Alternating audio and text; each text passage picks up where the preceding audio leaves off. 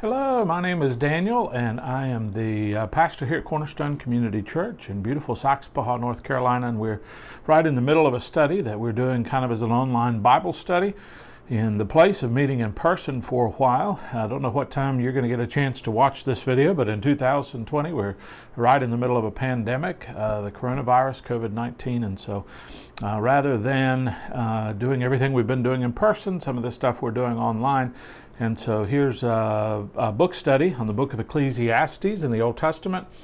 And it's really been interesting. We are looking at kind of the three volumes of literature in the Old Testament known as wisdom literature. For the most part, we're talking about Proverbs and Job and Ecclesiastes and how each one fits in with the other. We talked about the book of Proverbs kind of setting things up as the way things should be. If you live a righteous life, God will reward you and things will go well. If you live an unrighteous life, it's doom and gloom. And for the most part, Proverbs are stories that are mostly true. But on occasion, we live in this world and there's some reality that steps in and says, sometimes bad things happen to good people and sometimes good things happen to bad people. And that's where the book of Ecclesiastes comes in. If we were to look at the book of Job, and we've done that a little bit on Sunday mornings, a little while back, we know that the book of Job is in many ways an object lesson where Job himself is a life lesson that allows us to learn from him experiencing the ordeals that he experienced. And so, but in the book of Ecclesiastes, the first couple of chapters start off by saying life is in many ways is meaningless because of the fact that you do good things and sometimes still bad things happen and you don't see the blessing that you think you should see. We live in a world full of sin.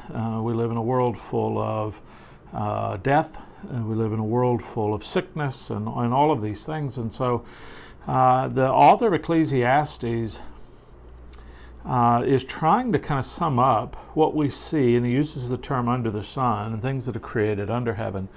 Not eternal, but temporary, not the things that will last forever, but the things that we see now with our physical eyes that sometimes don't add up. And what he says is you can work and work you can have, you could be the wisest person, you could be the richest person, and at the end of the day, some of that's meaningless. What's the meaning in work for the sake of work? What's the meaning in getting wealth for the sake of wealth? And so he says in a very wise way, if you want to live well in this world, you're going to find despair. If you look for hope among this world, you're going to find despair. Ecclesiastes chapter 3, which is where we'll be today during our study, is a bit of perspective. And so I want to tell you kind of what he does. In writing the chapter, we're going to read it all during our time here today, about 22 verses. Starts off with a poem. And the poem is the recognizable one that is read at funerals and sometimes weddings and all kinds of things. But it gives a big picture on life. And the idea is that from birth until death, from war until peace, from using all these kind of extremes, the polar opposites of things, both sides of it, birth to death, we get a sense of life in the middle. And we encapsulate all of that. We get a feeling for all of it, and then we say, what is it worth? We're born with a human body, we die of our human body, we return dust to dust, and he's going to talk about that kind of at the end of the chapter. What is in the middle? And as he does that, keep in mind that he's saying everything that we see under the sun is kind of meaningless, so what he's saying in this chapter is, encapsulate everything under the sun is still kind of meaningless. But if we look hard, we see eternity in our hearts. If we look hard, we see something bigger there. If we look hard, what we'll do is try to see the perspective that this, what we can see, is not all there is to see. It's going to be a great journey, but he starts off the first 8 verses, a time to be born and a time to die, and we know that portion of it. And then he gives us some perspective of it, of what is the God-given task while we're here, how do we find meaning in life, and then concludes with some of this dust to dust and a little bit more morbidity, for which the author of Ecclesiastes is well known. So let's start off with that. The first part is a poem. It uses a literary device called a merism, and the idea is that it takes opposites, and by naming the opposites, we kind of get a feel for what's in the middle. And so it says, for everything there's a season and a time for every purpose under heaven. And so we see a time to be born and a time to die, a time to plant and a time to pluck up what is planted. And the idea is between birth and death, there's a lot there. but also between planting and plucking. There's a lot there. A time to kill and a time to heal. A time to break down and a time to build up, and we see that every day. Buildings torn down, new ones put up, and we might disagree with what's useless and needs to be replaced or fixing up, but the truth is there's a time to tear it down. There's a time to build something new. A time to weep and a time to laugh. If this life we know anything, it's that. There are times when we're going to laugh, and there are good times, and there are times when we're going to weep, and they're not so good times. How do those fit into the grand perspective of things? Is it all weeping? No, it's not. Is it all laughing? No, it's not. We have a time to mourn and a time to dance. So it's beautiful in that way. A time to cast away stones and a time to gather stones together. A time to embrace. This is the time to refrain from embracing. We're afraid we might catch something from each other. But the time to embrace will return. A time to seek and a time to lose. Time to keep and a time to cast away. Time to tear and a time to sow. Time to keep silence and a time to speak. A time to love and a time to refrain from loving, or it uses the term hate to keep with the opposites, but I think it's refrain from loving. And then a time for war and a time for peace. And in that poetic way, it gives us a sense of what is in this life. There's Bible verses that prescribe to us things that we should do. And so it's like a prescription. The doctor says, take these pills at this time of day, eat them with some food, and this is going to help you. And so it's a prescribed healing. And so the Bible tells us things that they prescribe for us to do. This is a description of the way things are. It just describes. It doesn't prescribe the way it should be. Because if you go back to Adam and Eve, there was no war, there wasn't hatred, there wasn't hating, there wasn't there are a lot of these things. There wasn't dying yet. You think about that. Before Adam and Eve, there wasn't dying, there wasn't work, so we didn't have to plant. There was a garden already there, beautiful. All they had to do was pluck. And so some people say, well, this is the way it's intended to be. No. Don't glorify the way things are, because they distort the purpose of what God wanted to happen. And so what we see is that God created everything perfect. Because of Adam and Eve, sin into the world, we get a sense of that not only from Genesis, but the beautiful recap in the book of Romans with Paul. And so what we see is things falling from glory in a different system. We see work, we see pain, we see death, all into the picture there in Genesis, the first few chapters, with the story of Adam and Eve trying to take the place of being God. And so God says, no, let me be God. And so they were cast out of the garden, began to have to work, began to have to plant. There was hatred. There were all these things, war, murder, things like that did not exist before sin entered the world.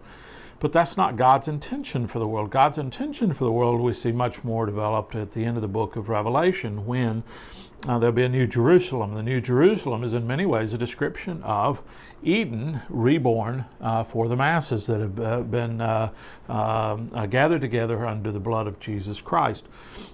And so we see the restoration of what God wanted. We see the old earth and the old heaven destroyed, new earth, new heaven brought back in, combined in some way, brought together so that they're not two different places, but more or less one on top of the other. And we see us living together happily ever after. So there will be a time with no more dying. There will be a time with no more tears. There will be a time with no more war. And so this is just describing what is. Okay, so where in the midst of that, under the sun, under heaven, where do we find our purpose? So he asks again this timeless question in verse 9. What gain has the worker from his toil? I've seen the business that God has given to the children of man to be busy with, which is work. He has made everything beautiful in its time. So he's kind of switching there and saying, well, there is beauty in that. But this is a wonderful section. He says, also he has put eternity in a man's heart. What is he talking about? Well, the author's trying to introduce a concept here that is not yet developed fully. And so, yes, we have under the sun, which is temporary, but we have heavenly, which is eternal, which is where God resides. And so what do you mean eternity in our hearts? C.S. Lewis has done a great job encapsulating so many thoughts that we have and so many of the ways that we understand God. But he says that God puts desires in our hearts. And God wouldn't put our desire in our heart for something that didn't exist. For example, we get hungry, you and I get hungry. And so what do we do when we get hungry? We eat. There's the desire that we have for food, and then there's food, which fulfills that desire. On the other side of that, we have thirsty. So we have thirst, and there's such a thing as something to drink. It's beautiful in the way it talks about that. In the way that God works out the desires that we have in our heart for something that can fulfill that. A duck wants to swim. That's what C.S. Lewis says. I'm not the brilliant one talking here, but a duckling wants to swim. There's such a thing as water.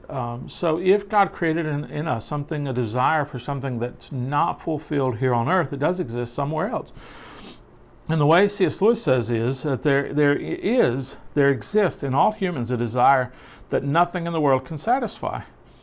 And so his assumption is, the most probable explanation is that we were made. He says I was made, but we were made for another world. I think the author of the book of Ecclesiastes agrees. And I think his skepticism and his pessimism with everything on earth is intended not to fill us with despair, but to say, if you're going to have hope in something, it needs to be something higher. Okay, if you're going to have hope that things are going to get better, it's not based in this world. It's not based in work. It's not based on effort of what we can do. It's not even based on wisdom. It's based on eternity. It's based on God. So God is giving us, putting eternity into our hearts, so that we have a yearning for something more than what is. We have a yearning for something that can't be fulfilled by the things under the sun. So this is what he says. I perceived... Now, let's finish verse 11. He's made everything beautiful in its time. He's put eternity in a man's heart, yet so that he cannot find out what God has done from the beginning to the end. In other words, from the creation to the fall, or from our birth to our death, we can't figure it out. It's beyond that. We're not intended to figure it out now. We're intended to hope for something else that is. Okay? And so he says this. Okay, so then... I perceive that there's nothing better for them than to be joyful and do good as long as they live. What does that mean? Well, follow the book of Proverbs. Even though the book of Proverbs says things that are generally true but not always, it does describe how rightly to live in this world. That's the fear of the Lord is the beginning of wisdom. God is God. We're not God. That's the fear of the Lord. That's respecting God above where we are. It's not saying that I'm afraid or fearful of God, but it is full of awe and respect for who God is, that I'm not that, and I'm not trying to be that, and I don't need to take over. I don't need to know what God knows. I don't need to do what God does. I can just be me and relax in the situation. And that's good. Just be joyful, do good as long as they live. It's just a beautiful way to live life, and a very meaningful thing in that. So also that everyone should eat and drink and take pleasure in all his toil, for this is a gift, God's gift to man. So he says there is happiness in this. Meaning not so much, because the meaning and our purpose ultimately has to do with eternity, has to do with a different world. We find out much more about that when we look at the New Testament. But happiness we can have, okay? And so joy we can have. A sense of fulfillment now we can have, even our ultimate purposes later. So he says that which is has already has been, and that which is to be already has been. And God seeks what has been driven away. So I think that's a reference to the beginning of the book of Genesis, when God had to drive Adam and Eve out. They were unholy. They had sinned against him. He had to drive them out of his presence. And the book of Ecclesiastes says God's then trying to seek out what was lost, what was driven away, so that he can restore that. And he has a plan for that, not seen yet in the book of Ecclesiastes, because Jesus is ultimately the fulfillment of that. And so, here we go. So he said that which already has been. So that's before under the sun, before the earth was under the sun, before those things happened. And then what is to be, in a sense, pre-exists history. Now, there are things outside of history, and this spirituality, this spiritual life, this place where God existed before he created what we see, before Genesis chapter 1 even. And so then in verse 16, what we see is, he said, moreover, I saw under the sun, okay, that in the place of justice, even there was wickedness. In the place of righteousness, even there was wickedness. What's he saying? Well, it's what children know inherently to be true, and when they get to somewhere around the end of elementary school or beginning of middle school, they say often, life's not fair. Or they'll say, that's not fair, and we know it to be true. We know they're speaking honest things, but what do? We say, sometimes life's not fair. And so what we want to do as parents is teach them to be just and to be fair and to be righteous, but we know that sometimes life isn't that way. And what they do is they look around and they see that it's not fair, and they have an understanding even at an early age. There's something about the faith of a child, though, that wants something different. And so that's part of making everything beautiful in its time, is that it's going to be restored and that's going to happen. But in the meantime, they're seeing something that's not fair. People get away with things that they should get caught for. And so when they go to school, when they go to church, sometimes they see things aren't fair in the way people handle people and things like that. And so that's what the author of Ecclesiastes says. Sometimes this life isn't fair. It's just a recognition of that. Now keep in mind that in eternity, things will be fair. In eternity, God will judge. This is what he said in verse 17. I said in my heart, God will judge the righteous and the wicked, for there is a time for every matter and for every work. So what we're saying is right here, it doesn't always come true. In this world, the restoration of everything that's under the curse, we would say, we're not going to notice it. It's not going to happen, okay? But God has in store in eternity a solution for that. And so he says there will be a time when God will judge the righteous and the wicked. There'll be a time for all of these things to determine what's fair and what's not. And that's a matter for every time for every matter and for every work. It's a whole different season than the seasons we started off with at the beginning of the chapter. Then he said, I said in my heart with regard to the children of man that God is testing them, that they may see that they themselves are but beasts. He's making an analogy. Don't take it too far. He's pointing out one aspect of a beast or an animal that is true of human beings. He says it this way, for what happens to the children of man and what happens to the beast is the same. Well, in other words, we're the same as a beast in the sense that we die. Okay, he says that. As one dies, so dies the other. Okay? So when an animal goes to the end of their life, they die. As we go to the end of their life, we die. And what happens to them? We share the same breath. That means we breathe air in and out. Our lungs have the ability to handle that and work with the oxygen and so forth.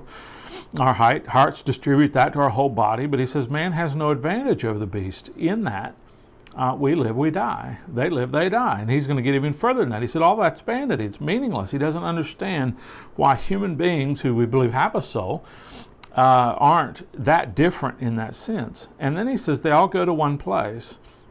All are from the dust, and to the dust will return. And to the sense, he's true in that our body will return to dust. We know that to be true. Then he says, who knows whether the spirit of man, he's determining that there's difference in the spirit and the body, goes upward, and the spirit of the beast goes down into the earth. And does a beast have a spirit and a soul? That's a good question. He's not trying to make the sense that they do, but we would argue that our soul or our spirit ascends into heaven when we die. And he's saying, how do we really know that? In our bodies, how do we know what happens in our spirits afterwards? So then he says, I saw that there's nothing better than a man should do than rejoice in his work. In other words, we're not going to know what happens after we die until we die. So in the meantime, let's be happy in our work here, in our work, our life down here, for that is his lot. That's our portion. What can we do but to live our life? So if we want to have a good life, live your life. Is life sometimes not fair? Absolutely. Do we have hope in something higher than? Yes. If you want hope in this life, stop looking around and look up. That's what he's saying. Stop looking around and look up. Stop looking around at the things under the sun and begin to look at things above the sun that are in heaven where God is and God's purpose. And that's what he's saying. Who is it that can teach us to look to God, to the things outside of this world instead of the things that are in the world? That's the point he's trying to make. So he says, who knows whether the spirit goes up or the spirit of the beast goes down? So I saw that there's nothing better than a man should work, rejoice in his work. In other words, be happy for your life. And then, for that is his lot or our portion. That's what we have. Our life is what we have. And then this is the way he finally, this is in the midst of this whole book, this is a great portion. Who can bring him to see what will be after him? In other words, when our body is dead and buried, who can get us to concentrate on the things that will happen after that? That's where hope is found. Everything left here is meaningless. No, it's not. The meaning just isn't here. The meaning is up there. Okay? And so for that reason, it's a very different thing. Verse 14, I'll read it again. I perceive that whatever God does endures forever. Verse 14 says, I perceive that whatever God does endures forever. Nothing can be added to it nor taken from it. God has done it so that the people fear before him. What does that mean? Okay, so fear of the Lord is the beginning of wisdom. What God does to remain God and to convince us just to be his faithful followers. The hymn, he leadeth me, by his own hand he leadeth me. His faithful follower I would be, for by his hand he leadeth me. So what God is doing by causing us to fear him is causing him to be the leader and us to be the follower. Okay, so I perceive that whatever God does is forever. It's not under the sun. It's not birth and death. It is forever. Forever is the absence of birth or death. Nothing can be done to it, nothing taken away from it. We don't have that power. God has done it so that people would fear him, so that he would get the glory. That which is already has been, that which is to be already has been. God seeks what has been driven away. So what is the purpose? I'm a big picture person. Not to say I don't like the little things and not that I can't be analytical and focus on the little pieces, but I want to know where they fit in. They fit in this. God created us in his image, and he said that is good. He wanted to be God. He wanted us to be his faithful followers. Adam and Eve said, no, we want to be God. They wanted to be as God. That was the temptation of the serpent in that story. And so he cast them out because they were unholy. He wanted to restore the idea that when he is in a relationship with us, he's the God and we're not the God. There is only the God. They're not gods. Okay, we're not gods. He is the creator. We're not the creator. Okay, we can build with things that he created, but ultimately we're building with the basic substances that he created. Well, I could build this house with brick. Okay, but God created clay. God created trees. God created all. Okay, so we're not God. Okay, so don't try to be God. And the life of Jesus was God seeking what was driven away. He sent his only son that whoever believed in him should not perish but have everlasting life. Okay, the ultimate goal of all of this, Paul said it best when he said, if for this life only we have hope, we are to be pitied among all people. What does that mean? It's not wise to believe that everything God has in store for us we can only see with this world, because God created us for something else. God created us for another world. It's what C.S. Lewis said when he said, I was born with a desire to be in another place. So that's the other world. And if you see the history of it, you see the beginning, God created it perfect. At the end, God's going to recreate it perfect. And the way we get there, right in the middle, the crux of the story is the cross of Jesus Christ, where he died for our sins. If we accept Christ, we're accepting God as Lord. We're accepting Christ as Lord. We're accepting them to be God. We're accepting us not to be God. We're confessing whatever it is that causes us to want to be that, and instead of him, our selfishness, which is at the heart of everything. And then in the end, we'll see restoration. We'll see life. We'll see a life without death. We'll see life without pain. We'll see life without crying. Wipe every tear from our eyes. So the beautiful songs that we sing about heaven and eternity are based on the cross, based on what God has sought out. What was driven away. And the whole thing is that at the end, when God said he made everything beautiful in its time, what God does lasts forever, okay? Not to say that there aren't some temporary things here that are going to go away. The old earth and the old heaven are going to go away, but we're destined for something so much more. So if you look around and you're full of despair, join the crowd. If you're looking for hope, stop looking around and start looking up. That's the beauty of Ecclesiastes chapter 3. It's the beauty of Ecclesiastes, beauty of wisdom, is let God be God and stop trying to be God. The fear of the Lord, letting God be God, restoring that situation where you're under and he's over. Okay, that's the whole point of wisdom literature, and that's how to live well in this world, and how to be happy and how to rejoice in the work that we have while we have it. It's our lot, it's our portion. God bless you. Hope you have a wonderful week. I look forward to doing this again next week.